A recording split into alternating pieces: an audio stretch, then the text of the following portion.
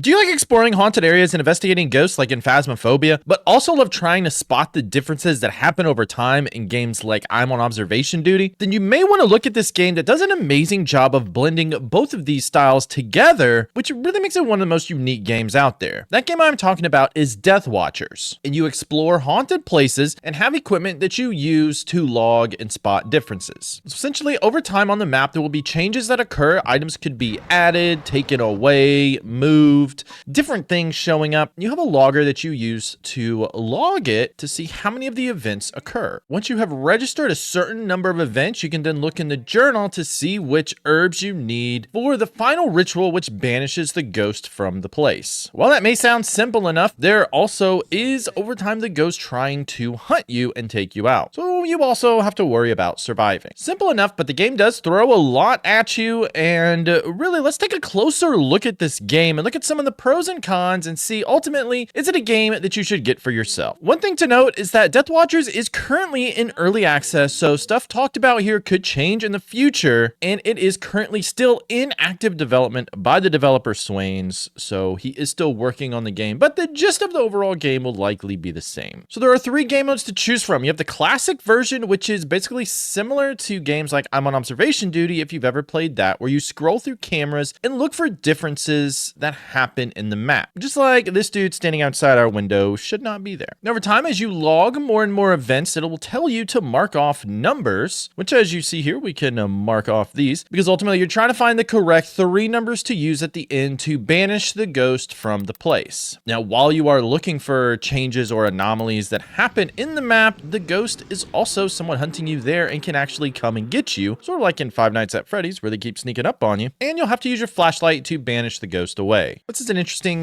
take on the just scrolling through cameras, I'm on Observation Duty style of gameplay. But you also have the Deathwatchers mode, which is probably the one that most players will play the most, and the one that I definitely play the most. And that's where you're actually walking through these specific haunted places, looking for the anomalies or changes that occur over time. You set up your equipment inside the house, and you begin to log whatever happens throughout the time. And again, once you've logged a certain amount of items, you can then look at the journal to see which 3 herbs you will need for the final ritual to banish the ghost. Now, of course, banishing the ghost, you get extra points and money and experience for doing it, but it's not a 100% requirement. If you feel like you cannot do it, sometimes it's safer just to leave. You'll still get money and experience from that. The 3rd game mode was a new one that was just recently added within the past few months, and that is called Cleanup Crew, which essentially you go in, you take some pictures at the start, and then you have a certain set time frame to log changes that happen in the map. Now, all these changes are already done, so all you have to do is go in and log it, which is very good for helping you learn how to spot the different changes that happen over time, and it also allows you to have a little bit of a faster pace to the game by adding the time limit on. Now let's look at some of the pros about Deathwatchers, and really Deathwatchers is just an amazing blend of a haunted ghost investigation style game and an anomaly spotting game. A lot of games in this genre is pretty much like the classic take where you just sit behind a computer screen, scrolling through cameras, log it. Some ones maybe kind of scary, but overall there's not like much intense immersion in it compared to that when you're actually physically walking around, and it makes it a lot more difficult to have to know everything in the map and try to spot changes, because you also have to worry about the ghost actively hunting you as well. The game having 3 different game modes is also really fun as well. So if you do get kind of bored of one style, and you can switch to another, and just having those extra options is always a good thing. The Cleanup Crew one is a very unique take as well that I have not really seen done before, and I haven't played it that much, but from the little that I have, I actually I put off playing it for a while actually, and then when I did, I'm like, you know, this is actually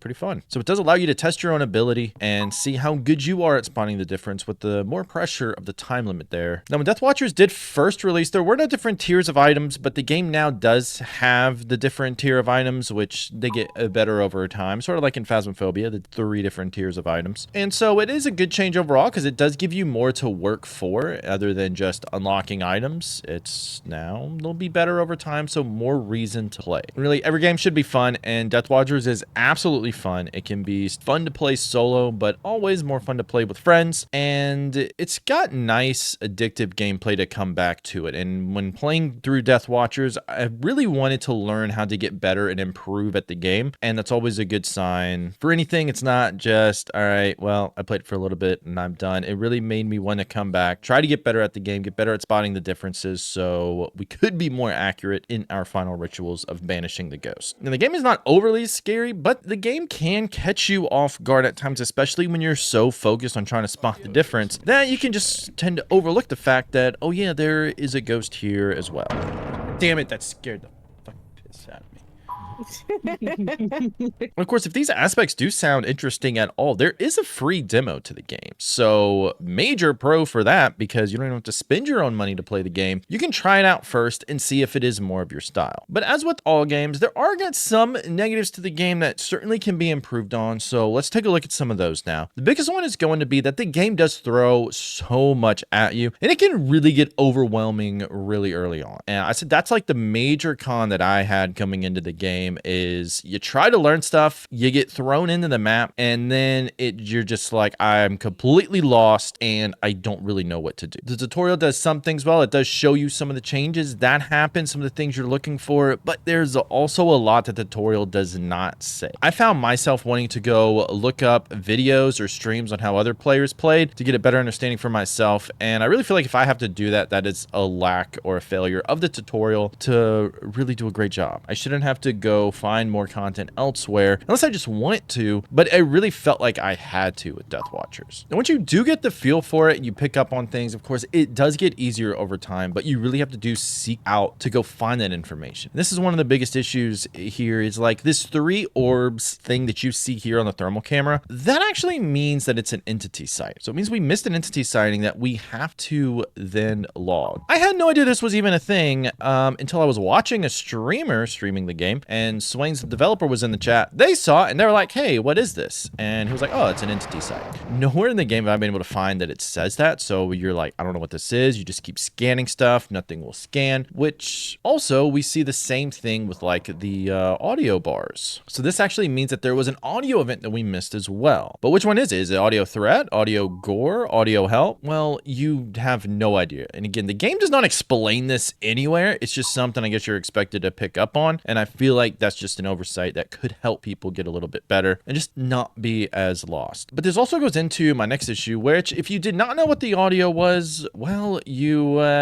pick a random one and scan it. Now, chances are high, like if you have gotten a lot of audio gore already, that you're going to scan an audio gore and it's going to take it. But if you hadn't done, then you're scanning, and if you get it wrong, you now have to wait 12 seconds to scan again. You have a 50-50 chance after that you're going to get the right one. Well, if you don't, that's 12 more seconds you have to wait. And by the time it's successfully logged, you're looking at almost 30 seconds of just waiting and guessing. And the cooldowns, I feel like, are way too long for the event loggers for tier 1. So when they added the tiers, they did add a cooldown, which I think is fair, but I feel like 12 seconds just for scanning the wrong thing is way too high, especially for beginners early on, where you're going to be scanning a bunch of items. It definitely means you're going to be scanning the wrong things. Just like with this object here on the wall, is it an object movement or is it an extra object? And if you don't know, you just scan one, and they both could technically, you're like, well, I don't know where this was at originally. I'm just going to scan one and then wait. So there obviously should be a cooldown. There should be some mistake for scanning the wrong thing. Personally, I think that it should be like 6 seconds for tier 1, maybe 3 seconds for tier 2, and no cooldown for tier 3, which really the no cooldown doesn't really matter because the more you play this game, the better you are at spotting things anyways. But just waiting those 12 seconds really does slow down the pace of the game, which is already fairly slow to begin with, which is just the way that the game is. Nothing wrong with that. But I really feel like helping to just reduce the cooldown for some of the loggers will make the game a lot better and a lot more beginner friendly. If you don't have others to play with and you do plan on playing Deathwatchers solo, the game can definitely get even more overwhelming with everything that you